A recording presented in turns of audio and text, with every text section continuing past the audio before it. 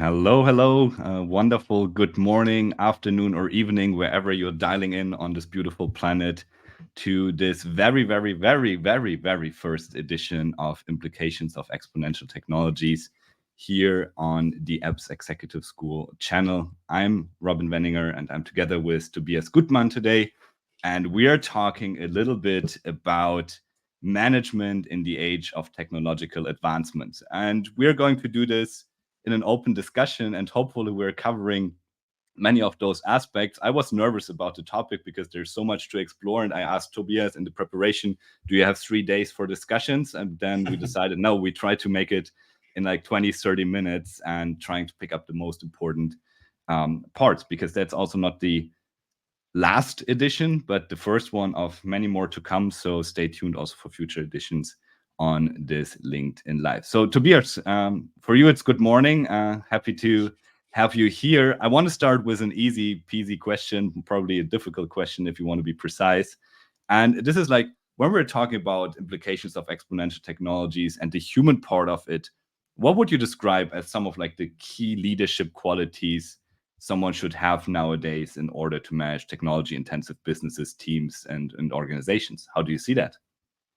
Yeah, thanks, Robin, and excellent question. Of course, we can actually only talk about this question for the whole hour or whatever. So I thought about this question, and there are many answers to it, but I think we can boil it down to different qualities. One of the key qualities I would say is adaptability. How can you adapt? Now we're living in this VUCA world, we all have heard about this, but what does it actually mean? How can you be adaptable? And I think a keystone example is Satya Nadella. He transformed Microsoft, and what he's prioritizing is kind of a learn-it-all culture over a know-it-all culture, which means, okay, we need to adapt our strategy, we need to adapt our leadership styles, we need to adapt our products. I think this is one of the key leadership qualities. A second, especially when we talk about technology intensive environments, is also technical expertise. So if you steering the ship, and when you look at some CEOs, they demonstrate very deep technological insights. For example, let's talk about Jeff Bezos from Amazon, where he said usually he wants to be involved in the key technological decisions influencing the company, like AWS, for example. Or when you look at Siemens, Roland Busch, CEO of Siemens, he's very well known for being able to very dig deep into very technical topics. So this may be a second point. Third, we can do this forever, but I think, I'm also keen about, we have a discussion, not for me talking. So maybe just two things about many, I think it's not just this one thing that stands out. The world is complex, so there's also many topics that we need to look into, and, many qualities that leaders in such a technology intensive environment need to have. Let's start with those two, Tobias, because I like them and they resonate and they already have so much depth to uncover. I mean, the first one you mentioned, adaptability. You also used the word learning. What a good thing that we are in a business school environment as well, where learning is a key priority. I think like let's probably start with this first one of like learning before we move into like this technological understanding. From my perspective, with this whole idea of learning, it has quite a big impact coming from the technological advancements we're seeing, especially with the speed that we are like really experiencing in everyday life. And if we look into a lot of like the traditional educational modules where we try to qualify people for a certain task that they can deliver them over and over again, now with this more and more or this driving approach from uncertainty and ambiguity, more and more of those tasks that we're completing day in, day out are not necessarily following the typical definition of a qualification where you know how to do the job over and over again, but where you're challenged more and more to find new ways of doing something, which then ultimately is the definition of being competent in a certain field. And then you get the next complexity level. How do you actually become competent when everything is changing dramatically, when everything is challenged all the time? And when we're looking into this learning aspect, and that's why I would be really curious on how you see this also from your perspective, because you're really engaged also in teaching and working with the new generation of upcoming leaders. How do we help people actually, first of all, embrace more of like this learning mindset and this willingness to learn? And then on the other hand, how do we design a curriculum that is not necessarily only aiming at delivering a qualification, but that is a little bit probably more open-ended for people to have like this invitation to explore further without like looking for this one answer that Tobias, the professor, is delivering in the classroom? Mm. So when I look back at my study times, there were these professors that you actually knew that the slides they're showing, they have been showing for the last 20 years. I don't know if that resonates with you, but well, it's not the case at EBS, I can promise you. But I remember for my study time, and I was it was frustrating because the world is changing so fast. Of course, for sometimes the basics, that's okay. But when I teach about technology, about innovation, and also the students, they want to have new examples. They don't want to talk about cases that are 20 years old that they don't even know. They want to know and learn about and discuss the new things, the new topics on the block. And so this means that our curriculum always needs to stay up to date.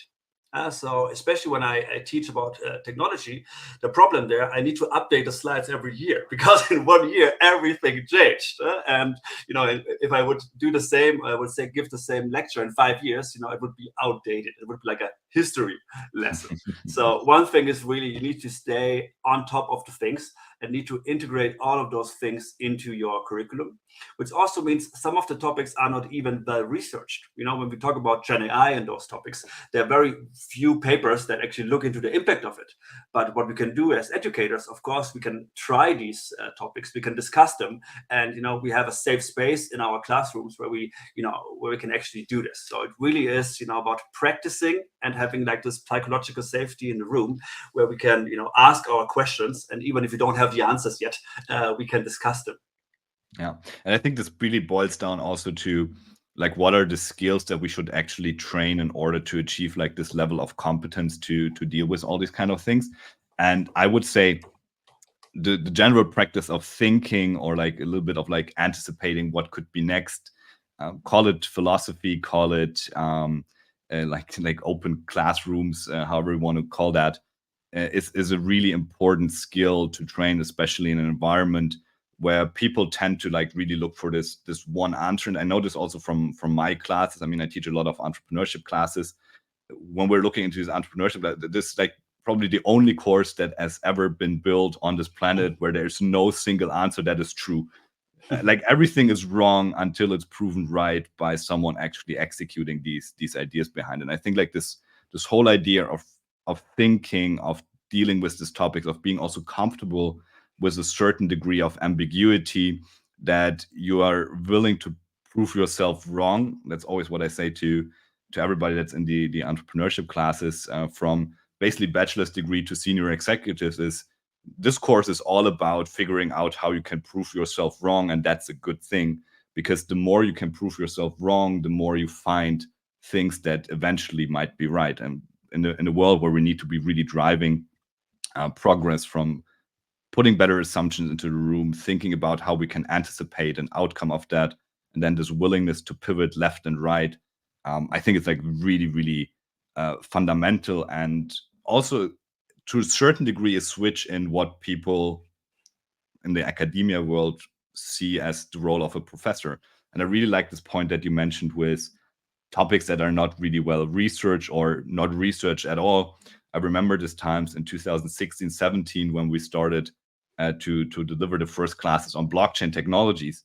All that was out there was basically white papers from, and I don't mean this in a negative sense, but like from people that don't even showed their real identity, that had no affiliation with any kind of research body, that had no affiliation with any kind of university, that some of them were like called sushi rolls 0789, but that was like the leading research on this particular topic. So you were also like challenged as an educator, as the one sharing these ideas, to really dig into, is this plausible?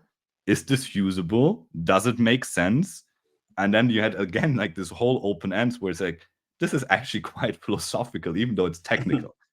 Yeah, So, but there also, a very good theory is very practical.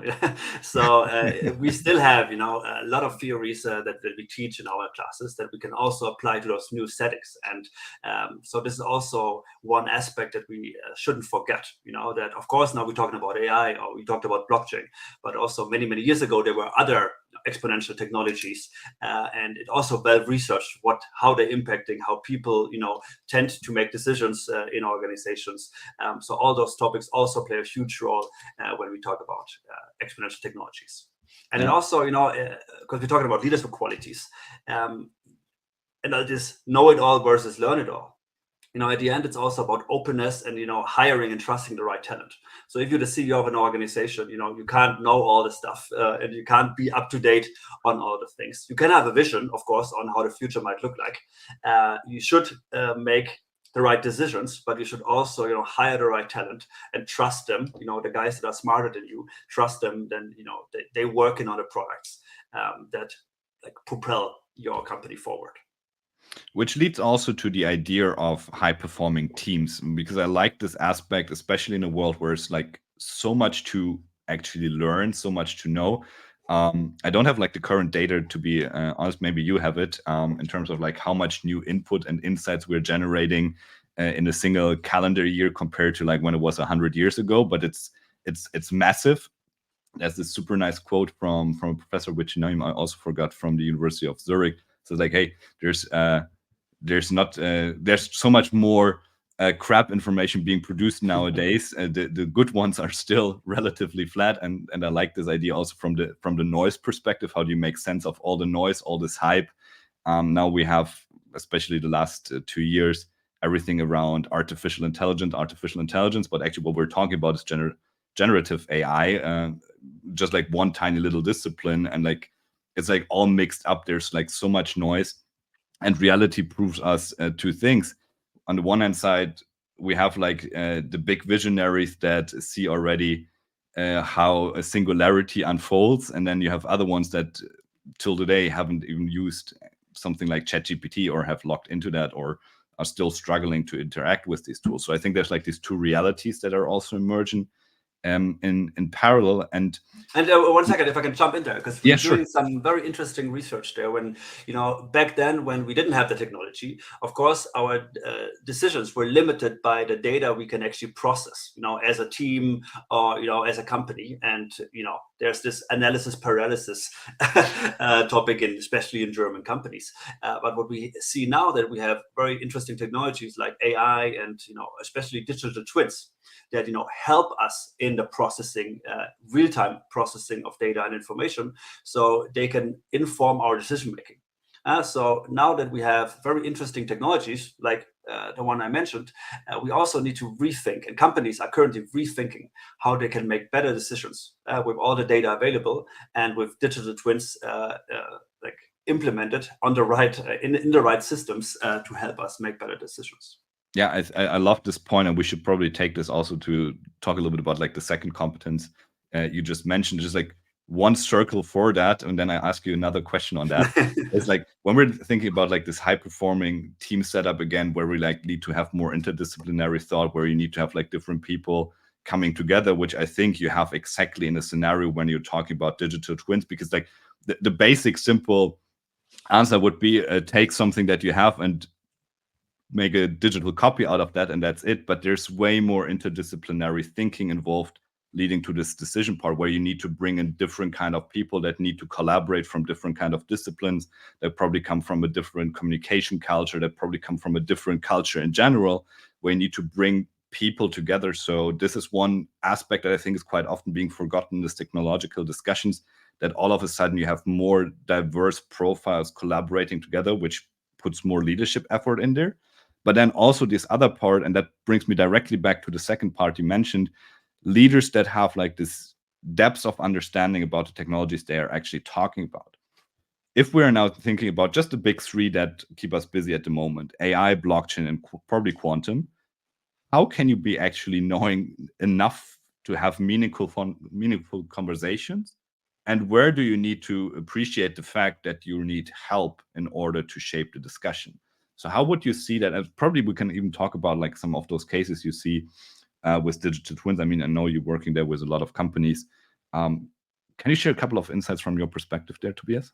Yeah. So the academic answer is something that we say organizations need to develop so-called dynamic capabilities. So you always need to be sensing, seizing, and transforming.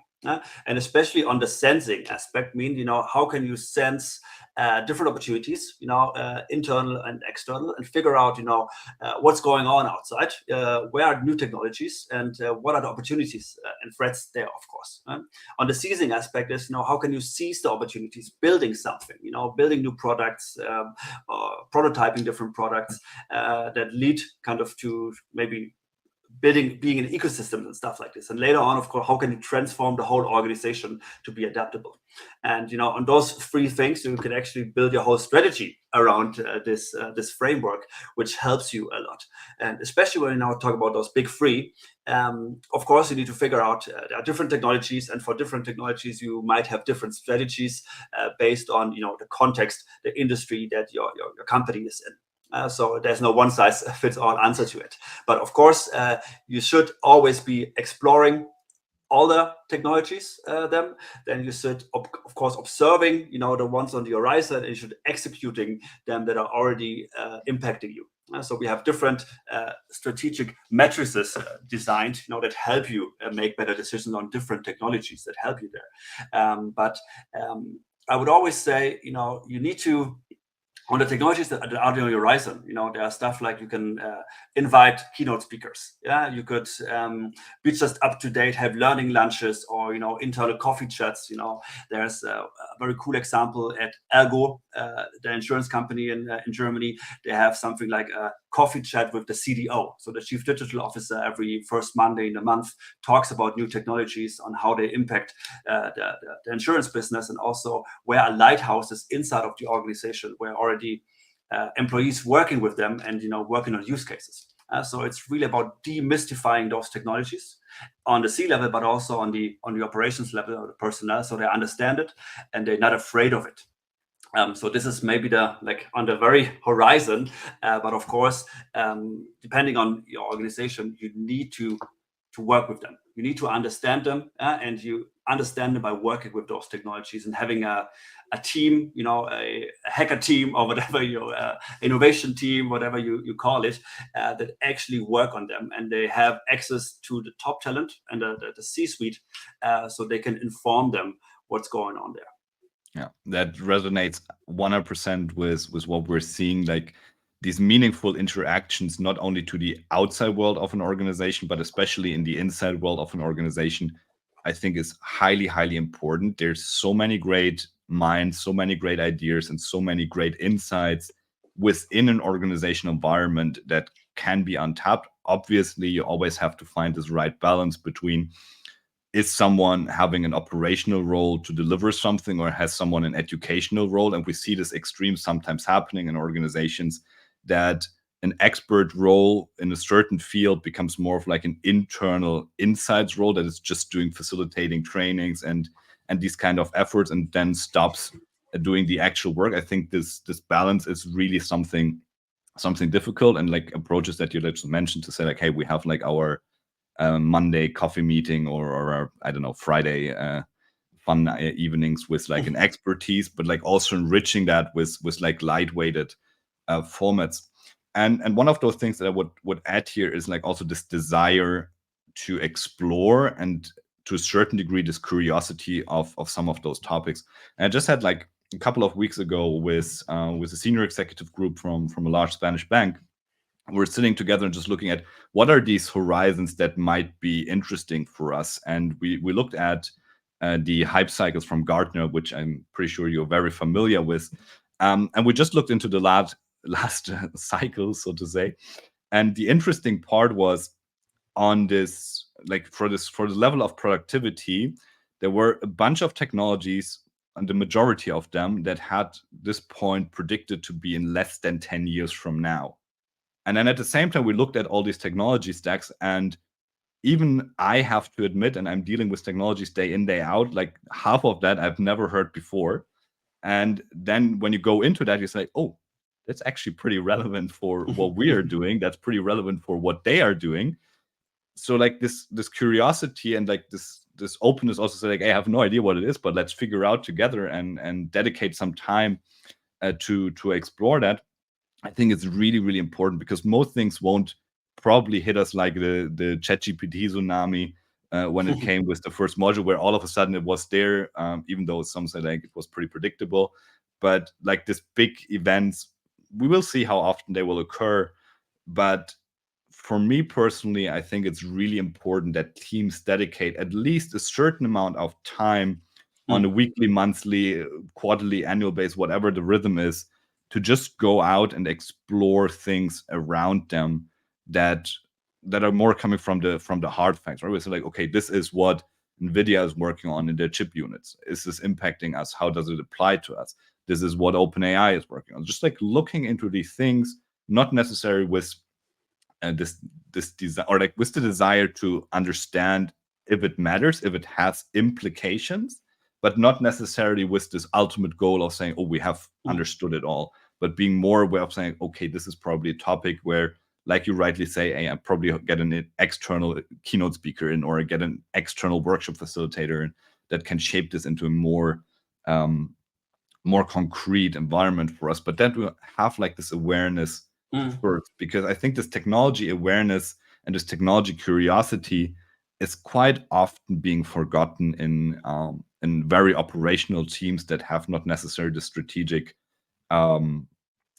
tasks presented from the organizational structure, but that are day in, day out running their operations, and they are so buried in this daily work that they need to actually actively free up time to discover. And I think that's really, really important. Yeah, it's interesting because when I looked at, or when I thought about my own teaching strategy, I have like 3 pillars. It's inspiration, information, and transformation. And the first one, of course, your lecture need to be inspiring. So when you talk about technologies, they should be inspiring. It's really cool to talk about technologies. The second, of course, it should be informed by them. We should learn something about them. But, you cannot stop there. And many of those educational program or strategy programs or foresight projects in organization usually stop there. They might be inspiring, they might be informational, but they're not transformational. So the transformational aspect is really, really key. So what do you do with this information? So when you put a bunch of people in a room, interdisciplinary teams, a business guy, a tech guy, domain knowledge, all those different people discussing those technologies, either the hype cycle or there are many more tools. For example, Imperial College, they have something like the table of disruptive technologies. It's a very cool tool. If you don't know them, really look at it. It's a lot of fun also with the students, discuss them and then discuss the impact on the business. But not just, for inspiration and information purposes, but really then how can we make this happen? How can we transform our company by using these technologies? I love that. And I think this action part is also really important in the end, because otherwise it just stays in a PowerPoint presentation, which probably most would critique us business school background people when we're talking about tech, that we can bring it onto a nice PowerPoint presentation talking about like all the important stuff, but then someone else needs to figure it out, or we haven't understood like this granular level. This is like the tip, at least when I did my studies, that was like the typical thing, like, let the tech stuff be for the tech people, and don't worry too much about it because you anyway have no clue about it. But it's not possible anymore. Not possible. Exactly. Also for me, I'm an engineer by training and now a business school professor. All my teaching is very, very tech heavy, and we need to there's no activity within business that is not transformed by technology. So we need to inspire our business students also with technology, so they should also become more tech savvy. Yeah, absolutely. And I think this intersection is so important to manage together, where we bring together these people and say everybody brings something else to the table. It is circling back to what we had 10 minutes ago about high performing teams, where it's all about the collaboration, where it's all about inspiring and helping and doing something together, where everybody brings at least a certain quality to the table that enriches the overall outcome, that then hopefully puts some kind of an impact for the organization. Because we all are pretty good, especially with generating outputs, but bringing these outputs to also an outcome and an impact level, I think really only happens when meaningful collaboration happens. And this, for me is a core leadership quality and Mm. a core design principles of organizations when we're thinking about the management structures behind that. Because a lot of like these management structures we can actually put into technological driven approaches, and we see that we're doing this more and more and more. My favorite example, even though it's like oversimplified, is always coordinating a meeting. Like 10 years ago, you were calling an assistant, and then this assistant was calling another assistant, and then this assistant was calling another assistant. And then 3 months later, you had a meeting. Just one day before the meeting, it gets changed again. Then the whole thing starts again. Nowadays, you just send a link from your Calendly or like from your cal.com and says like, hey, pick a time that suits you, and you're done in like 3 minutes. So like technology is taking a lot of like this traditional defined management jobs, but like this core qualities of like organizing the organization and the human beings that are involved of that, I think is like really, really something important. And Especially Tobias, while there, now, you're on, if I 1 second, if I jump in there, yeah, this collaborative aspect, 20 years ago we called it, the rise of open innovation. Now we talk about, ecosystem. Innovation is never happening alone. Innovation is always happening in collaboration. There's a very cool book, The Collaborative Advantage, from the colleagues of St. Gallen, where they talk about now we actually always need to collaborate. When we talk about those technologies you mentioned, very rarely you have these tech topics inside of your these tech skills or capabilities in your organization. So you need to partner with university, with startups, with other scale-ups or whatever. So you need to learn how to collaborate, which is my favorite topic, talking about corporate venturing. So how can you actually access technologies, and how can you bring them inside of your organization? So this is the next hour we can fill. and Toby, it's like a great example that you bring in, because I'm pulling in a question that we have from Daniel in the audience. He is actually greeting us from Wiesbaden. So what a coincidence that we are all so close together. And he has a question, and based on our experience, how would you compose a project team to make sure a new disruptive business model is being implemented in a company to make sure transformation is happening? And I think that's is a good connector to what you just said. But Tobias, maybe you want to enrich a little bit the answer based on this question. Yeah, so the composition of a project team, of course, you always need to have the tech person, the person who is able to develop those things. You need to have maybe a business person that brings down maybe the sales aspects of it, and you need to have the domain know-how inside of your organization. So those three you always need to have. In the startup speech, they always talk about the hipster, the hacker, and the hustler. I don't know, maybe that's a nice framework you can use, but those might be, frameworks that help you on the composition. But every organization is different, every context is different, every industry is different. So of course, there's no one size fits all to it. Yeah, I totally agree on that. And like, I mean, this startup framework is probably good. I have never heard about it before, but it makes sense in a lot of perspectives. Looking more into like the corporate world also here, and like, I mean, we have built like a lot of incubation and acceleration programs also for large corporates. One of those things that I personally believe is quite often being underestimated, not only in the corporate world, by the way, but also in the startup world itself, is how do you sell an idea from like this visionary thought to something that is actually implemented. And in the corporate world, the rules are a little bit different compared to the startup world. In the startup world, you're probably more like, oh, I'm selling this vision and I'm trying to engage people, and I probably also want to make sure that people buy into me as a person, which I think is a really, really important aspect, especially when you're just starting. But in the corporate world, things are quite often assessed and judged a little bit differently. So you also need to create like this internal business case. You need to understand how is a controller or an administrator reacting to your proposal that you're putting onto the table. How does your idea resonates with the upstream goals of the organization? How does it resonate with the downstream goals of the organization? How can you position your idea that it fits the next goal or the next strategy level, so that you bring it into a shape that people can actually look into that? And I think that's something that happens in organizations of a certain size, that you have a lot of people that have great ideas, that probably even have build great prototypes that probably even have scripted, simple business models where it's like, it makes actually a lot of sense to strive for that. But then these ideas are being stuck within the organizational structure because they don't find like this home, or there's not like a process. Processes, like especially for German companies, really important. There's no process that you fit in. There's no alignment with the strategy. And then people say, yeah, it's a great idea, but it doesn't pay into my either own goal statement. It doesn't pay into my own strategy. It doesn't pay into something that I have here from a controlling perspective. And then it becomes a risk for the people. Yeah, well, but actually, there's two things to it.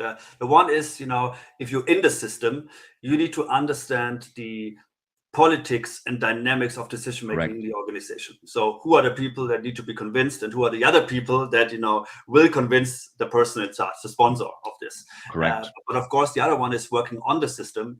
If you a strategist, if you in the C-suite, how can you design an innovation management system that you make it easy for people to pitch the ideas, that are the right formats, mention an accelerator program, for example, that you have the right formats, the right tools, the right processes, the governance in place to have this idea, to build, have an environment for it and an organizational tool for it that is not just an idea, that it actually can be a prototype, can be a product, can be a business. And those innovation management systems are rarely in place or very rarely installed the right way in large organizations. Correct. And these systems are really hard to bring to the table because most of the time in the first step, there are no value add to the organization itself. They're just more process, they're just more effort.